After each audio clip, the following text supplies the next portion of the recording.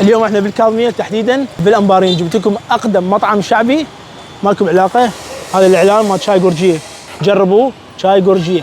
هاي الشجره العملاقه جواها الكشك مال علي شاكر.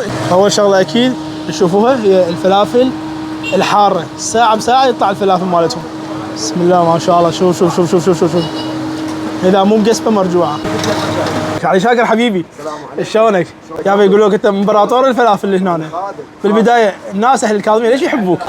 من يصير طيب وياهم اي يحبوك. هاي الفلافل اللي عند علي شاكر بسم الله ما شاء الله.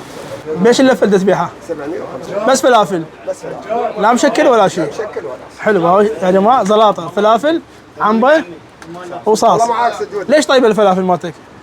حمودي الطيب هو ينزل الطيب. كل الناس هنا جايين على علي شاكر. بسم الله ما شاء الله. بيش تفتيحتك علاوي؟ والله بالخمسه من الخمسه لي وين؟ للتسعه؟ 9 وشويه. فلافل واحد كاظمية. شوفوا يا جماعه لفه بسيطه بس يقولون طعمها طيب ب 750. هاي الفلافل مال علي شاكر. بسم الله. احلى شيء بهذا المكان الفلافل كلها حاره بحاره، ما عنده شيء يبرد هنا ما شاء الله. شوفوا العالم طوابير يوقفون سرع على علي شاكر. حسدنا علي شاكر، طفت الكهرباء علينا. جت يا الله بسم الله. بس سؤال علمي، هذا ليش يخلوا هذا الزرفل هنا؟ اللفه هنا طيبه وخفيفه وبسيطه.